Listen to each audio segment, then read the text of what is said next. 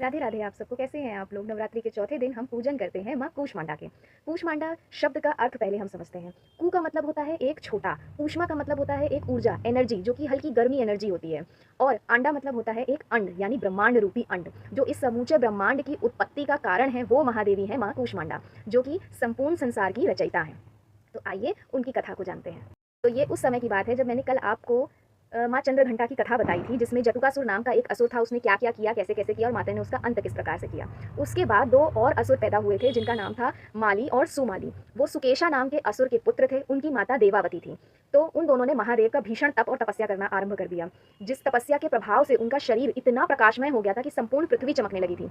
अब ये चीज़, इस चीज़ की भनक लगी सूर्यदेव को कि उनसे ज़्यादा कोई कैसे प्रकाशित हो रहा है, क्योंकि संपूर्ण संसार को प्रकाशमय करने वाले सूर्यदेव ही हैं।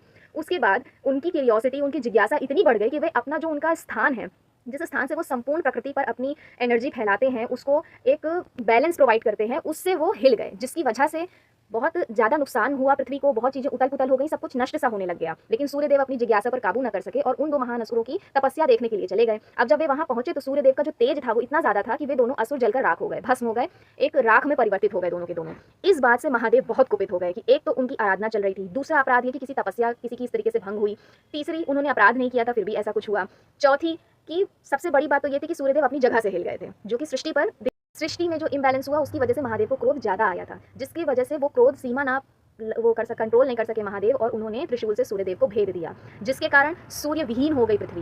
पृथ्वी पर संपूर्ण तरीके से डार्कनेस फैल गई, पूरी तरीके से अंधकार छा गया। सूर्य की उपस्थिति ना होने के कारण बहुत सी फसल और भी जीव जंतु जी नहीं पा रहे थे। जब ये बात ऋषि कश्यप को पता चली तो ऋषि कश्यप ने अपने पुत्र को इस दशा में देखकर अत्यंत इमोशनल होने के बाद महादेव को ही श्राप दे डाला कि आप भी इसी तरीके से एक दिन अपने पुत्र को भेद देंगे अपने त्रिशूल से। कुछ देर के बाद जब उनका इमोशंस एक साइड पे उन्होंने रखे, फिर उन्हें रियलाइज हुआ कि उन्होंने महादेव, जो कि जगत पिता हैं, उनको श्राप दे डाला है। तब उनके चरणों में गिर गए, क्षमा याचना की और रिक्वेस्ट की कि मेरे पुत्र को पुनर्जीवन दान प्रदान करें। महादेव ने माता पार्वती को स्मरण किया, माता पार्वती वहां पहुंची। महादेव सब कुछ कर सकते थे, लेकिन ये लीला थी क्योंकि माता कूष्मांडा का प्रादुर्भाव कराना था।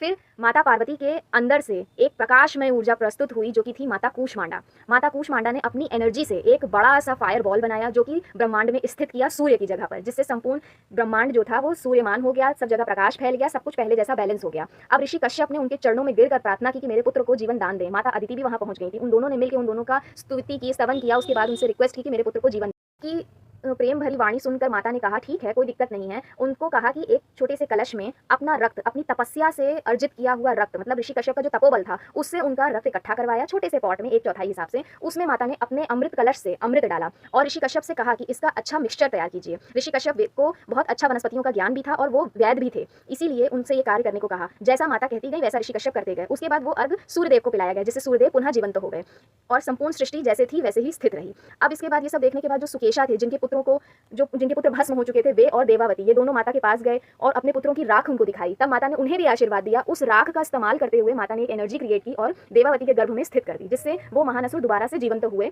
अंडे से निकले, जैसे प्राणी निकलते हैं अंडे से, उसी तरीके से माता ने ऋषि कश्यप का भी उद्धार कर दिया। उनकी बात सुनकर सूर्यदेव का भी उद्धार हो गया। साथ ही साथ सुकेशा और देवावती की भी संतान प्राप्ति की इच्छा को माता ने पूर्ण किया। इन सब चीज़ों को देखकर ऋषि कश्यप ने माता से कहा और महादेव से माता पार्वती को यह वरदान दे डाला कि आपका भी एक ऐसा पुत्र होगा जो सब देवताओं में सर्वश्रेष्ठ होगा, देवताओं का भी देवता होगा, और वो थे महागणपति गजानन। तो ये आशीर्वाद माता पार्वती को मिला। माता कूष्मांडा का सबने स्तुति करी। उसके बाद माता कूष्मांडा की स्तुति सूर्यदेव ने की, और जिसमें सूर्यदेव ने माता से ये रिक्वेस्ट की कि हे माँ, आप मेरे गर्भ में आकर स्थित हो जाएं, जिससे मुझे सही दिशा मिले और बैलेंस रहूं मैं, साथ ही साथ संपूर्ण जगत को आपकी कृपा प्राप्त हो और ज्यादा उनकी चमक बढ़े, उनका तेज और उनका प्रकाशित हो।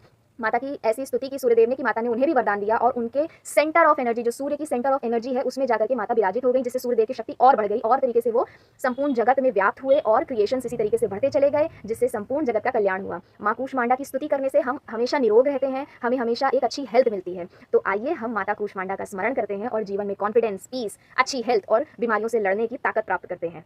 हम सब के जीवन में माता कूष्मांडा वो हैं, जितनी भी गर्भवती स्त्रियां हैं जो अपने गर्भ में एक शिशु को पालती हैं, एक गर्भ में जो एक एनर्जी को पालती हैं, उसे पोषण देती हैं, वे माता कूष्मांडा का ही प्रभाव है। तो जितनी भी गर्भवती स्त्रियां हैं, आप उनमें माता कूष्मांडा को देख सकते हैं। इसी तरीके से माता की स्तुति करते रहिए और राधे राधे करते रहिए।